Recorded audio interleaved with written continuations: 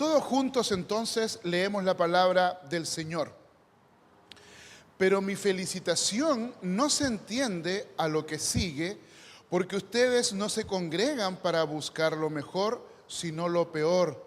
Pues en primer lugar oigo decir que cuando se reúnen como iglesia hay divisiones entre ustedes, y en parte lo creo.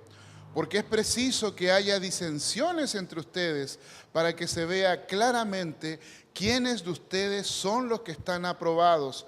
Y es que cuando ustedes se reúnen, en realidad ya no lo hacen para participar en la cena del Señor, sino que cada uno se adelanta a comer su propia cena, y mientras que unos se quedan con hambre, otros se emborrachan.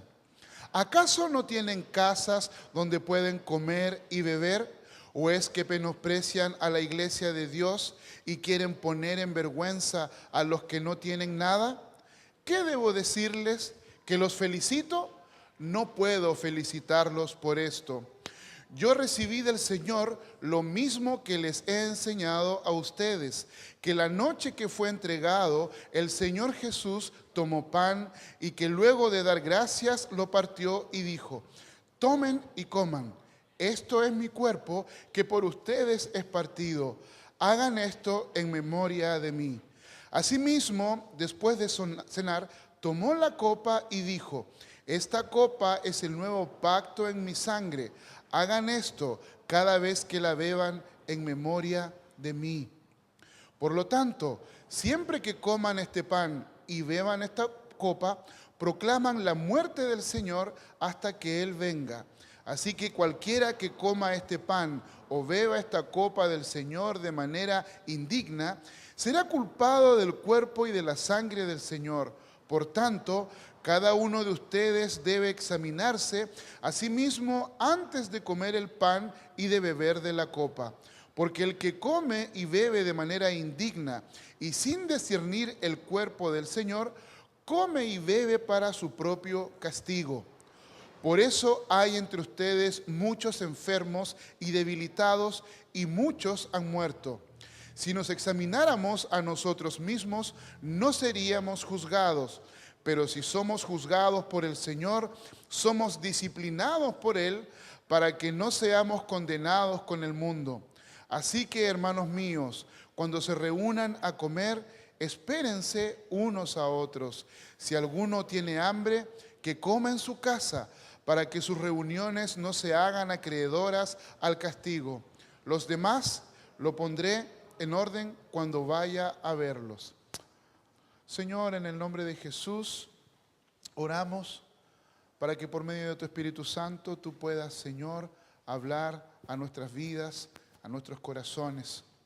Y como estamos no solamente leyendo, como estamos creyendo en tu palabra, ayúdanos, fórmanos por medio de tu mesa. En el nombre de Jesús, amén. ¿Pueden tomar sus asientos, queridos?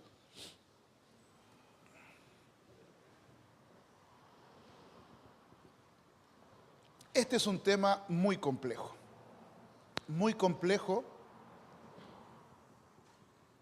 porque ha tenido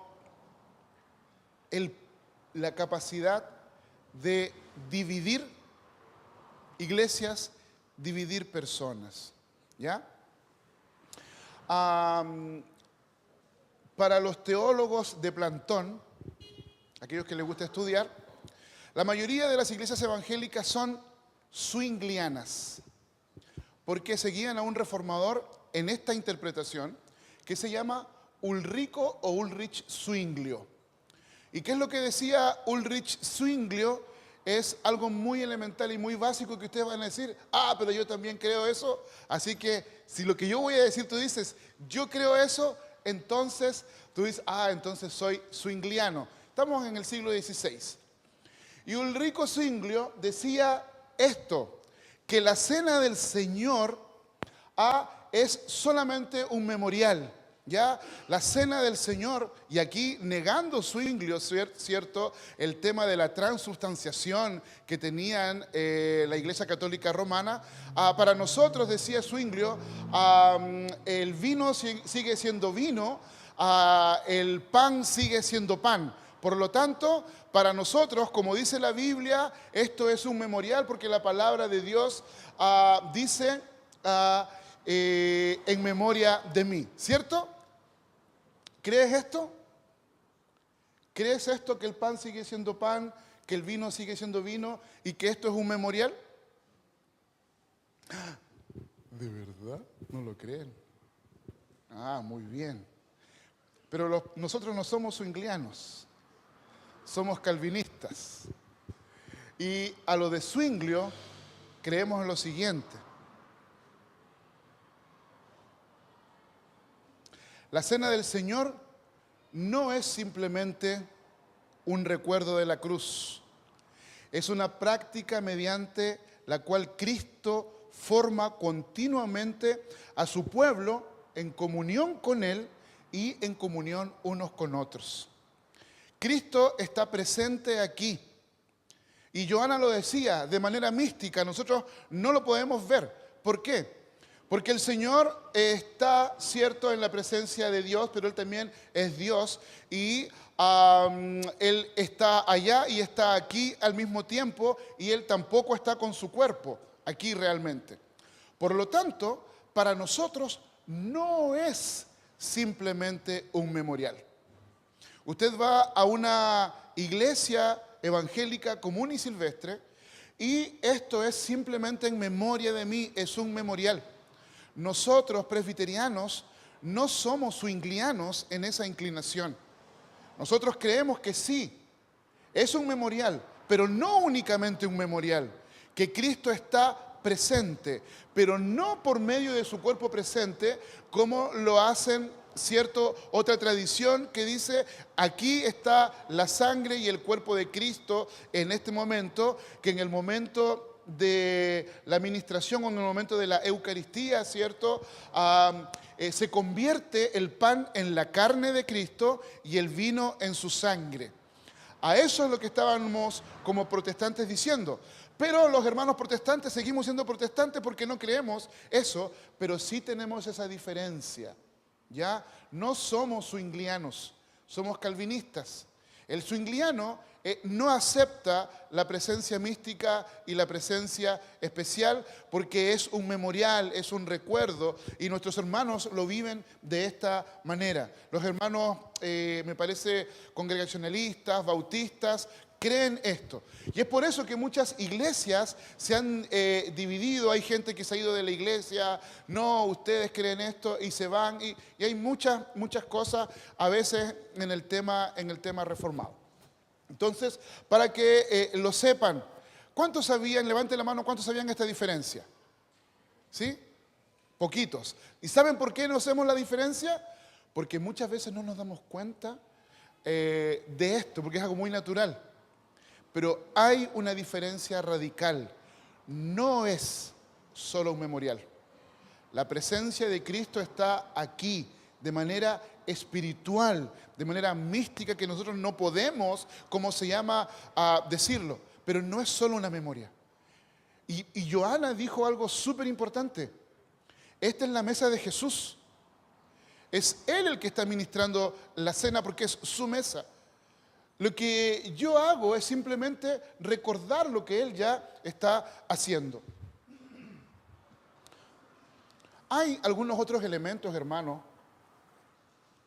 más profundos entre la diferencia de Zwinglio y los calvinistas, pero no voy a entrar en ese menester para no generar alguna confusión.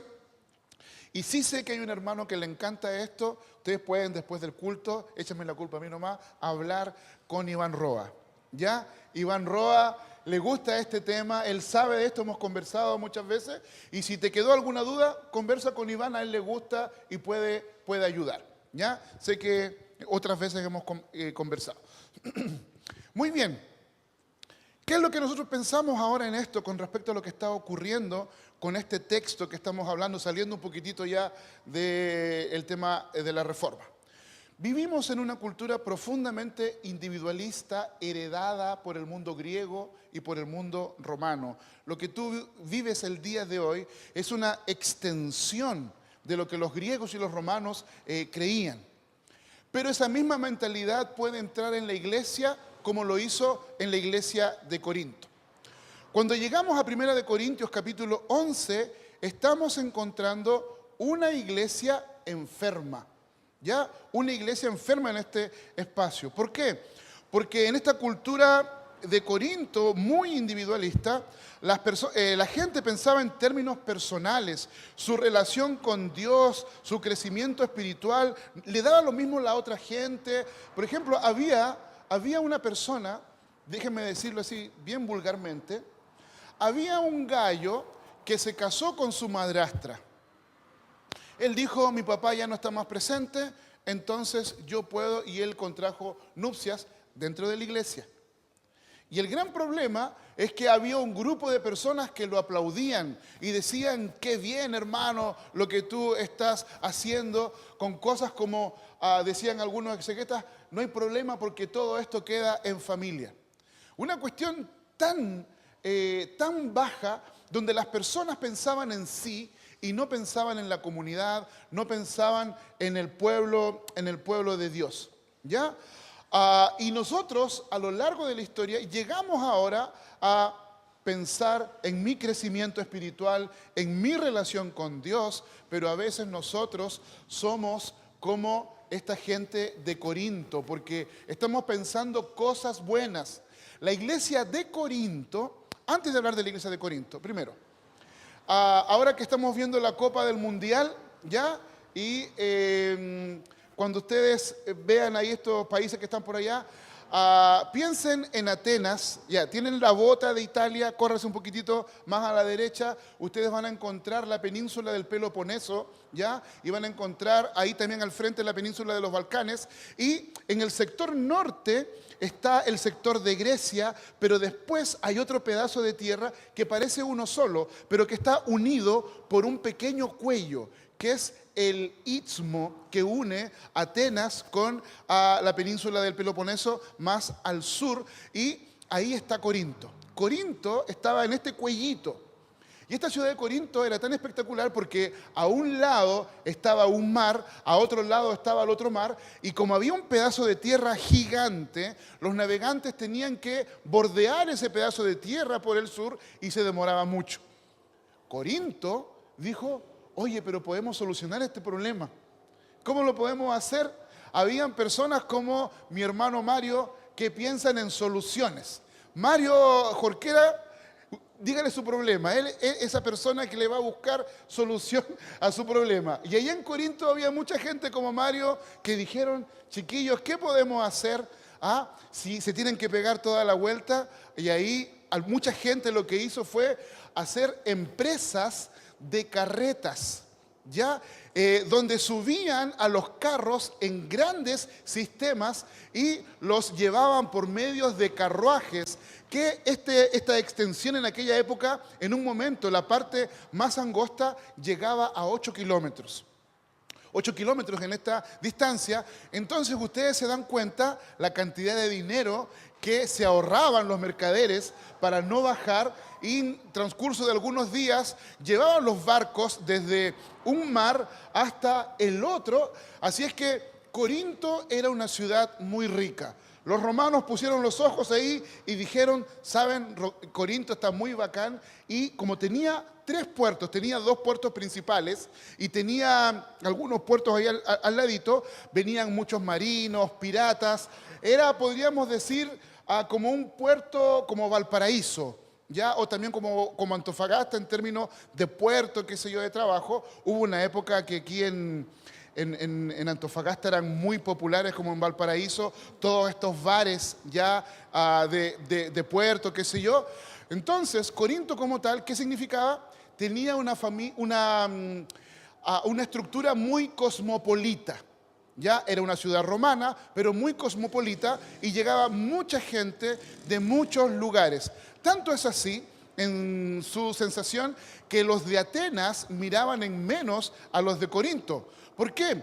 Porque los de Atenas, ellos eran apolíneos, ellos eran de Apolo, ellos eran personas pulcras, limpias, ordenadas. Y los de Corinto, no, ellos eran de Dionisio, desorden, trago, borracheras. Entonces, la ciudad llegó a tener un testimonio tan malo con respecto al tema que nació una palabra que en Grecia comenzaron a utilizar para todo el desorden sexual, para todo el desorden inmundo. Entonces decían que tú ibas a Corinto a corintianizarte, ¿ya? Esto no es como el equipo Corinthians de Brasil, ¿ya? Pero la gente, y es un verbo, hermanos, en el original. Corintizar o corintianizar es un verbo griego que significa la bajeza moral. Es un verbo que se utiliza para decirle a la gente con respecto a la bajeza moral. A todos los inmorales, entonces ya tú te corintizaste, te corintianizaste. Entonces, ¿qué ocurre en este espacio? La cultura es así, la cultura cosmopolita. Y llegaron muchos ricos romanos a Corinto, porque era una ciudad que tenía de todo, dioses, y llegaba la gente a su jubilación a Corinto. Entonces, Pablo, cuando estuvo en su segundo viaje misionero, plantó una iglesia durante 18 meses. Solo Pablo, 18 meses.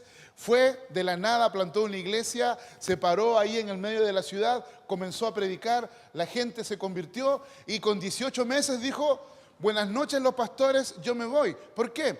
Porque en Corinto había mucha gente rica, entonces había mucha capacidad de sustento. Pero en Corinto estaban también muchos filósofos y habían algunas escuelas de filosofía que cuando él predicaba debatían con él. Por favor, Hechos capítulo 17, capítulo 18, ustedes van ahí poder ver algunas cosas del libro de los Hechos. Entonces, ¿qué es lo que ocurre en este sentido? Esta ciudad inmoral, empapada de esto, comienza también a impregnarse dentro de la iglesia, como yo les estoy compartiendo. ¿Por qué habían tantas divisiones dentro de la iglesia de Corinto? Capítulo 1 dice, yo soy de Darío, no, yo soy de Marco, no, yo soy de Pastor José, esos son los más espirituales, ¿ya? Y había esa división, no, pastor, con usted no, yo voy con Marco, no, yo voy con Darío, no, Darío, yo voy con el pastor. Entonces, eso ocurría en Corinto. La gente decía, y los más espirituales, váyanse para allá, nosotros somos de Cristo. Y ahí ellos le ganaban a todo el mundo, ¿ya? Y esta división era concreta en la iglesia, ¿ya? Y el apóstol Pablo llega a decir, oye, ni Pedro, ni Cefas, ni Apolos, ni yo. Jesucristo es el centro, Él es el cabeza. Pero ¿por qué habían divisiones dentro de la iglesia? Muy claro.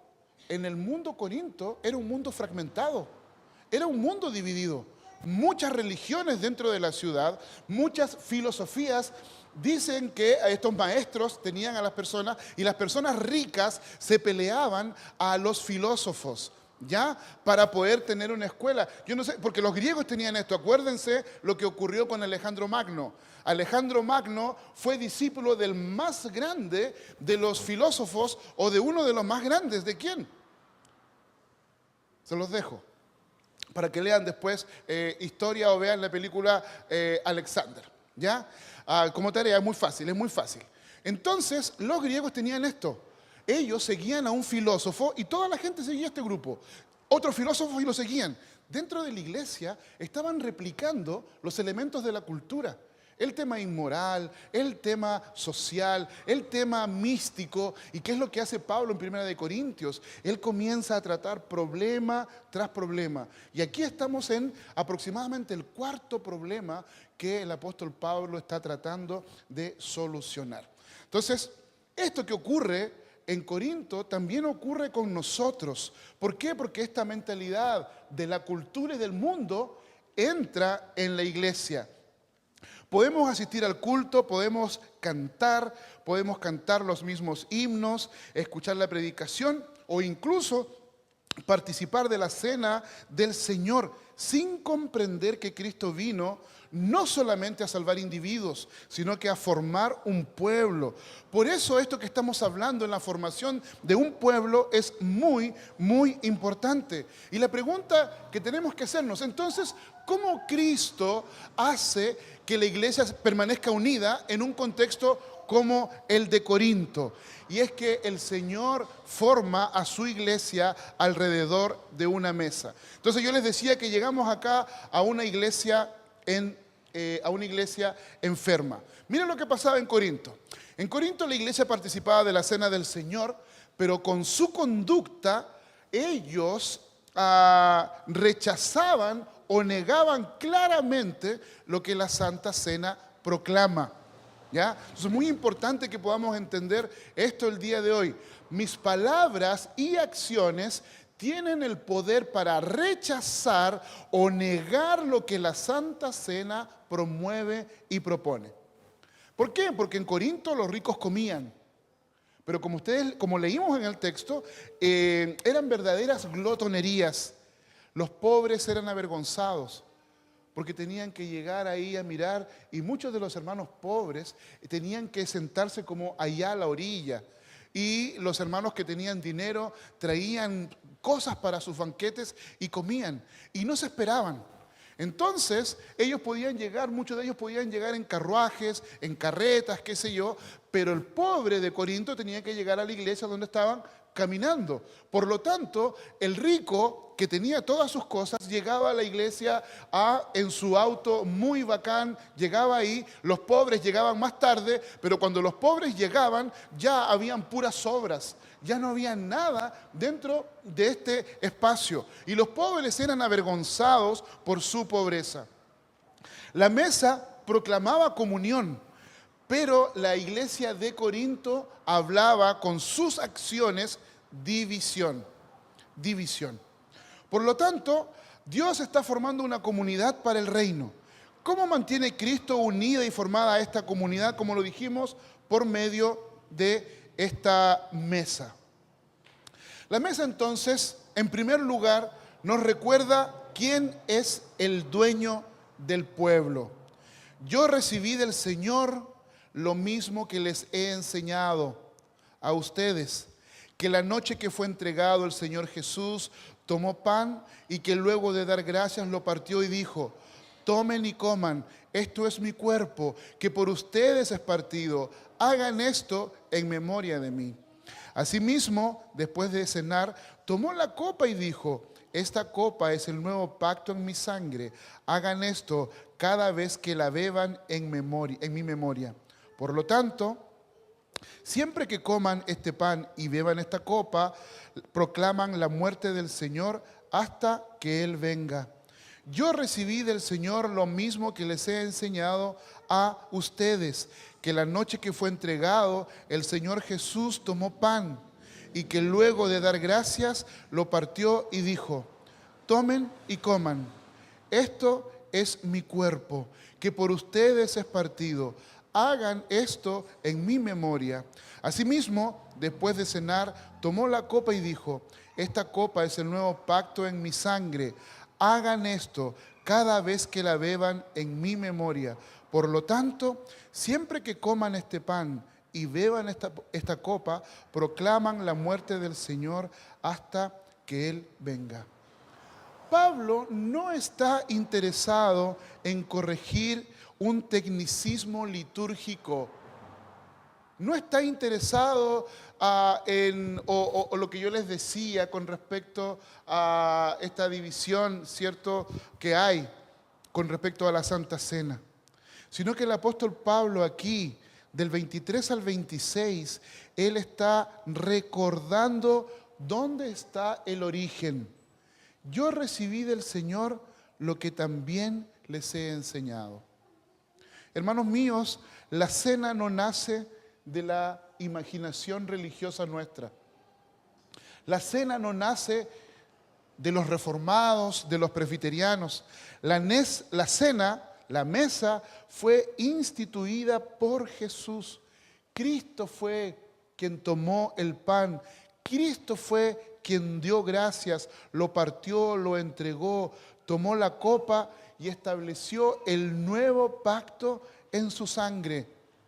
La mesa tiene un dueño, no pertenece al pastor, no pertenece a los presbíteros, no pertenece a la Iglesia Presbiteriana de Chile, no pertenece a ninguna iglesia evangélica o a alguna sensibilidad religiosa. La mesa le pertenece al Señor Jesús. Por lo tanto, la iglesia existe porque Cristo preparó una mesa antes de que nosotros existiéramos. Cristo preparó la mesa antes que tú y yo pudiésemos existir. Por lo tanto, lo que vemos aquí es que esta mesa manifiesta poderosamente que cuando la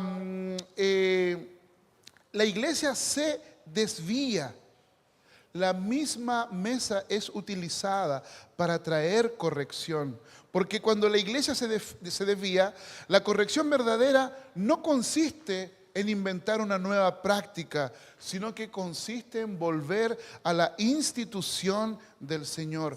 Tanto es así que nosotros muchas veces pensamos que cuando tenemos que, como dice más adelante, hacer nuestra propia evaluación, nosotros consideramos que no debemos participar de la mesa. Entonces la persona, en vez de ponerse a cuentas con el Señor, dice, no, yo no puedo beber, no puedo partir del pan. Cuando la respuesta debería ser, si es que yo sé que no lo puedo hacer, debo ponerme a cuentas con el Señor. ¿Entienden lo que hacemos? ¿Y qué es lo que hacemos? Extendemos nuestro pecado. Extendemos nuestra licencia para pecar. ¿Por qué? Porque nosotros decimos, como tú tienes un amigo que le dice, oye, vamos a la iglesia, y la persona te dice, no, yo no voy a la iglesia. Mira, deja que arregle mi vida, ahí yo voy a ir. Muchas personas dicen lo mismo, deja que arregle mi vida y ahí voy a usar Santa Cena. Tú sabes que esa persona nunca va a arreglar su vida para venir a la iglesia. Ese hermano que dice que va a arreglar su vida, nunca lo va a hacer, porque nosotros no somos capaces de arreglar nuestra vida. Quien arregla nuestra vida es el Señor, quien la corrige es Él. Por lo tanto, nosotros tenemos este mismo principio. Nada en la cena es accidental. Pan, copa, la acción de gracias, partir, distribuir cuando lo hemos hecho, comer, beber. Todas estas cosas son símbolos que tienen un significado porque Cristo mismo lo ha ordenado. El sacramento de la Santa Cena es importante y es valioso. Y lo que habían hecho los de Corinto era justamente quitarle el valor profundo al sacramento. ¿Cómo es posible que pase tanto tiempo yo sin participar de la comunión del Señor? Juan Calvino, él le propuso a su consistorio en Ginebra, porque él pastoreaba en la ciudad de Ginebra, en Suiza, y le propuso a su consistorio tener Santa Cena todos los domingos. Pero este consistorio era grande, era muy grande la iglesia allá, y le dijeron, no, mi hermano, no va a haber Santa Cena todos los domingos. Al parecer tenían Santa Cena una vez al mes. Entonces, como habían varios lugares para la predicación, Juan Calvino se prometió y se comprometió a ministrar la cena varias veces el domingo en los cultos y todas las veces que tuviera que ir. Así que Juan Calvino a veces pasaba de lunes a domingo ministrando cena en varios lugares donde tenía que predicar. Era muy chistoso esto porque a Juan Calvino le pagaban con vino. Y él él no era fabricante de vino, pero en su casa, allá en Ginebra, incluso en el museo, está el depósito donde estaban todos estos toneles, muchas gracias, todos estos toneles de vino. Entonces incluso había personas que pagaban o no pagaban, daban su diezmo por medio de toneles y ahí tenían los toneles ahí en la casa. Por favor, hermano, no se les vaya a ocurrir darle una java de cerveza al pastor y decir, pastor, le vamos a dar el diezmo. No, por favor, eso no. Simplemente estoy diciendo que para Juan Calvino era tan importante esto de la comunión que él se encargó de semanalmente y diariamente poder participar de la cena, porque bíblica y teológicamente él estaba convencido de esto, porque es un sacramento, porque es el mismo Señor Jesús que lo ha instituido. Y aquí nosotros corremos este peligro como iglesia misional.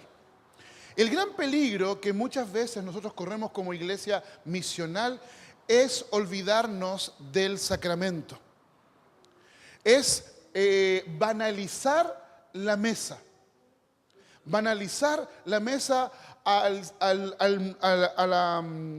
la manera como yo les he hablado estas últimas semanas. Yo quedé impactado con esto, ¿cierto? Donde ustedes encuentran el día de hoy iglesias donde no se ministra la cena, donde te ponen, ya les he dicho, un pocillo con pedacitos de pan o pedacitos de galleta y otro pocillo chiquitito con un poquito de vino y otro con jugo, donde la gente simplemente se para, lo unta, se lo come y se va. Se para, lo unta, se lo come y se va. No hay ministración de la cena. Y esto ocurre hoy día en el siglo XXI. Europa y Estados Unidos incluso hay iglesias que lo efectúan en América Latina. Hermanos míos, la mesa existe porque Cristo la ha colocado. El sacramento es fundamental. Ahora, cuando nosotros trabajamos con el sacramento, también corremos otro peligro. Sacralizar el sacramento a este medio de gracia de tal manera de impedir que todos participen de la cena. ¿Ya? Como iglesia reformada, nosotros tenemos una, no sé si tradición, pero sí una historia en la cual a las iglesias evangélicas, para decir que una persona no está en comunión con la iglesia, es negar la Santa Cena. ¿Ya? Es negar la Santa Cena. El gran problema con esto y el gran peligro es que nos transformamos en guardianes de la sana doctrina y comenzamos a negar la Santa Cena a cualquiera. A cualquier persona no cumple este principio, no cumple este otro, entonces hay que poner en disciplina y esto ocurre mucho, sobre todo, por ejemplo, hubo una época en que era muy popular en los 70 y en los 80 que la juventud, sobre todo después de el tema de la liberación sexual en los 60, muchas personas, adolescentes, jóvenes, quedaron embarazadas sin estar en el matrimonio. Yo creo que aquí muchos de ustedes lo saben. Y las mujeres que no estaban casadas y estaban embarazadas, ¿ya? Y posiblemente el mismo pololo estaba en la iglesia, la disciplina era para la hermana que estaba embarazada, pero la disciplina no era para el hermano que la ayudó a estar embarazada. Así que el muchacho podría participar de la cena sin ningún problema, pero ella estaba en disciplina. ¿Entienden cómo nosotros muchas veces malinterpretamos verdaderamente el sacramento y nosotros estigmatizamos a partir de la vista, a partir de lo que nosotros podemos ver? Ese es el otro peligro como iglesia. Uno es banalizar la Santa Cena a un nivel de que dé lo mismo. El otro es sacralizarlo de tal manera que nadie puede participar de ella. Y es por eso que muchos de ustedes tienen en su corazón, no, si hay Santa Cena, no voy a participar, porque fuiste enseñado así. El ministro después, ¿cierto? Si eres pillado o si tú te encuentras en pecado, obsérvate a ti mismo. Hermano, el principio fundamental de la palabra no es para negarse. El principio es para poder participar de la mesa, no para dejar de participar de ella. Ahora, yo creo que este tema de la administración de la cena o negarla debe ser una de las últimas cosas que nosotros podemos tener en términos de la disciplina. No debe ser algo utilizado como una herramienta de castigo a las demás personas. Si va a ser utilizado, porque justamente el mismo texto lo está diciendo, tiene que ser un elemento tremendamente dificultoso, como el texto lo está mostrando, en medio de divisiones, en medio de tremendas inmoralidades. Pero ¿qué es lo que Pablo está diciendo? La mesa la pone Cristo, la mesa la hace el Señor. Él es el dueño de la mesa. Por lo tanto, también es importante recordar esto. Lo que está ocurriendo en Corinto es que, aunque nosotros no lo queramos ver, hay una división concreta entre ricos y pobres. ¿Y sabes lo que llegó a ocurrir? Que los pobres no participaban de la Santa Cena porque no alcanzaban a llegar a estas comidas que ellos realizaban antes. Y habían banalizado de tal manera que el sacramento estaba siendo pisoteado. ¿Qué queremos decir con esto? Que la iglesia no se forma, no somos formados a partir de nuestras preferencias, sino que somos formados a partir de la obra de Cristo. La cena nos recuerda que no somos un club religioso, que no somos consumidores espirituales, sino que somos un pueblo que ha sido convocado y llamado por el Señor, comprado por la sangre de Cristo mismo. En segundo lugar, la mesa no solamente tiene un dueño, que es Jesús, la mesa también nos une a Cristo.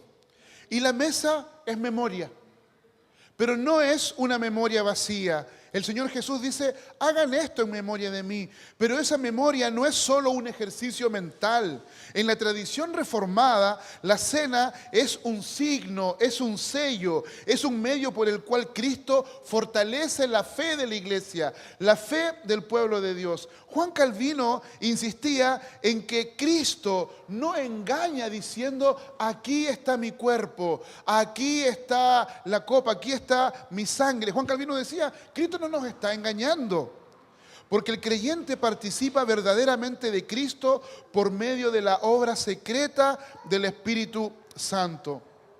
Otro gran teólogo acerca de esto, Germán Bavinck, decía que Cristo está realmente presente para alimentar a los creyentes espiritualmente, sin quedar física o localmente encerrado dentro del pan y del vino.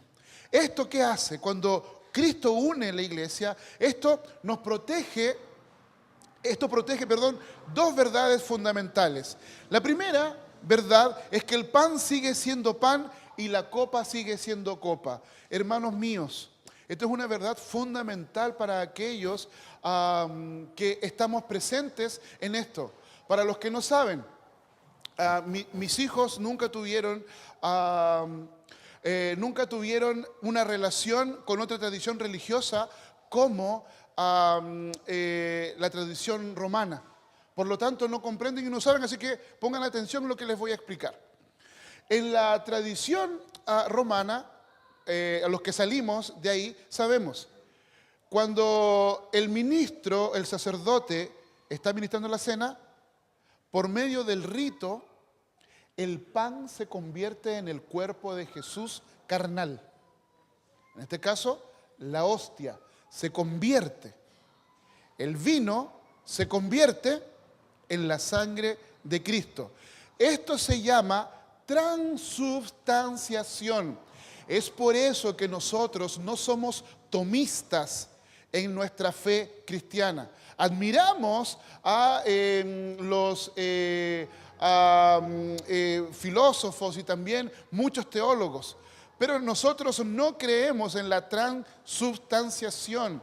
Y hubo justamente un filósofo que ayudó mucho a esto, que se llama Tomás de Aquino, ya que ayudó justamente en esta convicción católica romana, es la transubstanciación. Nosotros no creemos en eso.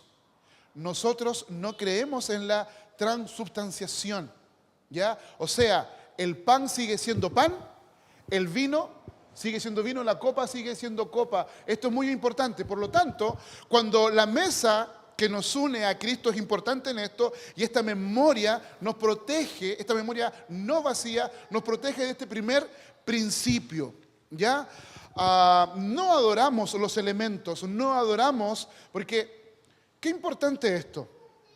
Al convertirse el pan en el cuerpo de Cristo y al convertirse el vino en su sangre, ¿qué tenemos que hacer con los elementos? Adorarlo, inclinarlos al elemento. ¿Por qué? Porque Cristo está ¿dónde? En el elemento. Y lo que está haciendo el apóstol Pablo, siguiendo la enseñanza de Cristo, es protegernos en este principio. Yo creo que no estaba protegiendo en este sentido, sino más bien que no se banalizara, pero esta gran verdad nos protege de esto. Y lo siguiente es que también nos protege de no reducir la cena a un simple recordatorio psicológico. Muchas veces la perspectiva zwingliana es justamente esto, y es por eso que hay hermanos presbiterianos, antes de que se llegara a la iglesia presbiteriana, participaban en una iglesia X y tenía que recibirse de miembro, y le dijeron, ya hermano, pero para recibirse de miembro tiene que ser bautizado. No, pero yo ya fui bautizado de niño. No, su bautismo no sirve. Y para participar de la cena tenía que ser bautizado. Entonces, muchas veces, en este sentido, las iglesias se dividen justamente por decir que es simplemente un recordatorio. Para nosotros no es simplemente un recordatorio, como lo hemos estado hablando. Por lo tanto, la mesa nos une a Cristo. ¿Qué queremos decir con todo esto?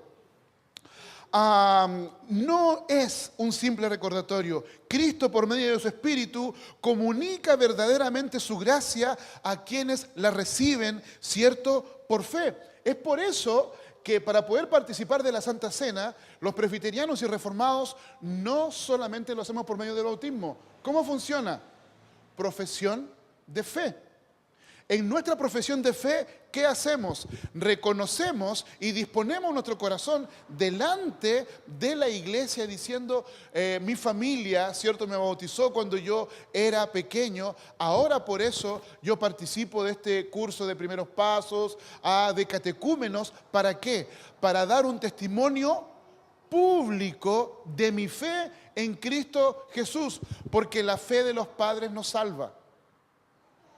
Nosotros no creemos, como presbiterianos, que por bautizar a nuestros hijos se vayan al cielo. No creemos eso.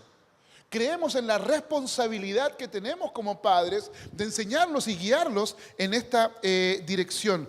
Por lo tanto, la cena, la iglesia se ve renovada en su vida bautismal, y volvemos a recibir a Cristo como alimento para seguir el camino de la cruz. Quiero ilustrar esto muy cortito. Un matrimonio no permanece unido. Un matrimonio no permanece unido. Yo le digo a mi esposa, acuérdate del día de nuestro matrimonio, el 19 de diciembre del año 2009. Eso no trae unidad. Yo no voy a estar unido a ella como marido simplemente por el recordatorio. ¿Qué es lo que une? La fidelidad al pacto, la fidelidad a la intimidad, a la relación profunda. Bueno, en esto pasa exactamente lo mismo. Necesitamos renovar la comunión real en la vida cotidiana. La cena nos devuelve una y otra vez a Jesús. Cada vez que participamos de la cena, volvemos, pero no como una nostalgia de lo que ocurrió en el pasado, sino como alimento para el presente y esperanza para el futuro. En la cena, la iglesia renueva su vida bautismal y vuelve a recibir a Cristo como alimento para seguir el camino de la cruz. Por lo tanto, la mesa no nos ofrece algo acerca de Cristo. La mesa nos ofrece y nos conduce nuevamente a Jesús. ¿Qué tenemos entonces en lo que ocurrió con la iglesia de Corinto? La mesa también revela la verdadera condición del pueblo. No voy a hablar mucho sobre esto, sino que responderle simplemente esto. El problema de Corinto no era simplemente ceremonial, era espiritual, comunitario y misional. Ya hice una exposición bastante grande de la ciudad y también de la decadencia de la iglesia. Así que yo creo que entienden esto. Pero en tercer lugar, la mesa revela la verdadera condición del pueblo. Cuando estamos frente a la mesa, sé que tengo que evaluar mi vida. Cuando estoy frente a la mesa, sé que tengo que evaluar mi vida y por lo tanto revela mi corazón. La cena actúa como una radiografía. No crea la fractura, pero la muestra. Si hay desprecio, indiferencia, orgullo, clasismo, resentimiento o falta de reconciliación, la mesa expone eso. La falta de perdón, la mesa lo expone. Y es no para destruirnos, sino para llamarnos de vuelta a Cristo, pero también de vuelta a los hermanos. No podemos abrazar a Cristo en la mesa mientras rechazamos a nuestros hermanos. No podemos. Y en cuarto lugar, para terminar, como ya me dijeron, este es el último punto. Es el pecado de predicador. Y para terminar, la mesa forma una nueva humanidad. ¿Qué es lo que Pablo está diciendo acá en los versos 33 al 34? Lo voy a leer para que se recuerde. Versículo 33 al 34, y con eso terminamos, hermanos. Así que, hermanos míos, cuando se reúnan a comer, espérense unos a otros. Si alguno tiene hambre, que coma en su casa, para que sus reuniones no se hagan acreedoras al castigo. Lo demás lo pondré en orden cuando vaya a verlos. ¿Ya? Si alguno tiene hambre, ¿qué dice la Biblia? Coma en su casa. Por lo tanto, espérense unos a otros. No cancela ni reemplaza la práctica. Recupera su sentido. Esperarse unos a otros significa reconocer que nadie participa de la cena como individuo aislado. Hermanos míos, la comunión con Cristo fortalece no solo a los individuos, fortalece la comunión entre los hermanos. La gracia que nos une a Cristo nos une entre nosotros. Una congregación local, una iglesia, no es un grupo de personas que nos reunimos a jugar a la pelota, aunque hace tiempo que no lo hacen. Una iglesia no es simplemente un lugar para juntarse a hacer asado. Una iglesia no es simplemente un lugar para estar con aquellos que me caen bien. Una iglesia no es un lugar y un espacio simplemente para yo estar con aquellas personas que me agradan. El Señor tiene el poder para derribar estas barreras religiosas, formando una nueva humanidad. A mí me gustaría enseñarles el tema en términos prácticos de pensar. La unidad en nuestro país es muy gráfica y cada chileno sabe cómo se representa popularmente la unidad de la mesa en nuestro país. El problema es que la unidad en nuestro país es provista por una empresa de té. ¿Cómo se llama la mesa? La mesa de Té Club, ¿o no? ¿Existe todavía esa marca? ¿Sí? ¿Existe Té Club? Entonces, la mesa de Té Club, ¿qué es? Es una mesa larga con un mantel blanco donde está toda la familia. Y si bien es cierto, la mesa es larga, el gran problema con una mesa larga es que no nos permite vernos a todos a la cara. Yo no sé si ustedes han visto las películas, es un tema, mirar históricamente cómo gran número de personas se reúnen alrededor de la mesa. Y el gran tema es cómo consigo participar con la mayor cantidad de personas viéndolos a la cara. Es por eso que yo siempre doy la instrucción como pastor cuando hacemos nuestras actividades, no juntemos tanto las mesas. Pongamos mesas con una buena cantidad de personas para que ese espacio pueda tener un espacio de conversación. Porque la unidad no lo da la largura de la mesa. La unidad lo da el espacio en el cual nosotros nos miramos a la cara y conversamos y compartimos unos con otros. La mesa del té club es engañosa. Siento que estoy con todos, pero en realidad no estoy con todos. Puedo mirar al último que está allá y le puedo levantar la mano, pero no alcancé a conversar con él.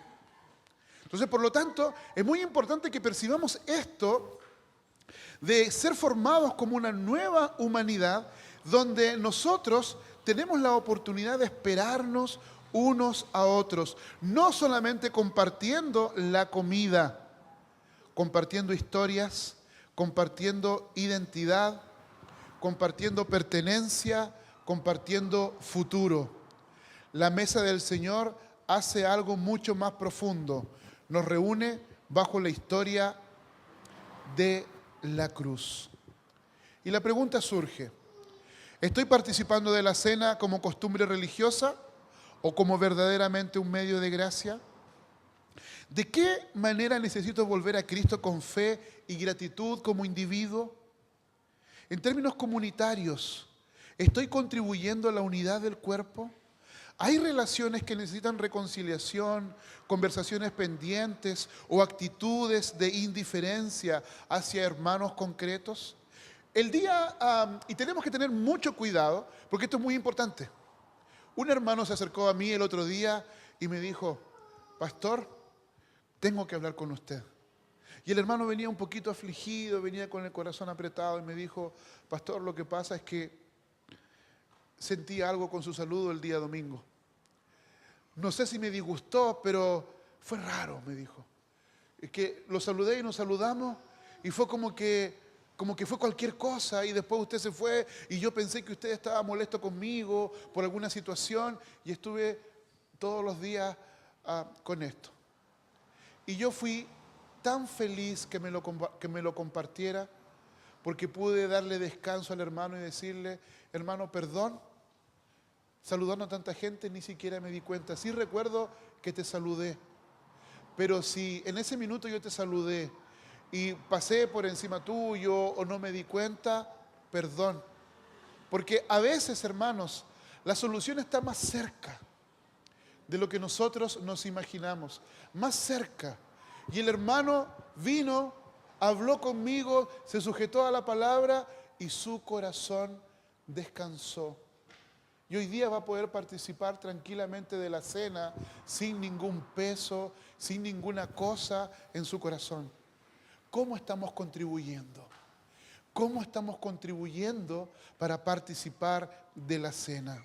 A veces interpretamos el mundo de manera tan equivocada y guardamos cosas en nuestro corazoncito que no deberíamos tener y necesitamos ser liberados incluso de esas cosas. Ahora, en términos misionales, ¿qué imagen de la nueva humanidad vemos en Antofagasta cuando Antofagasta ve nuestra comunión?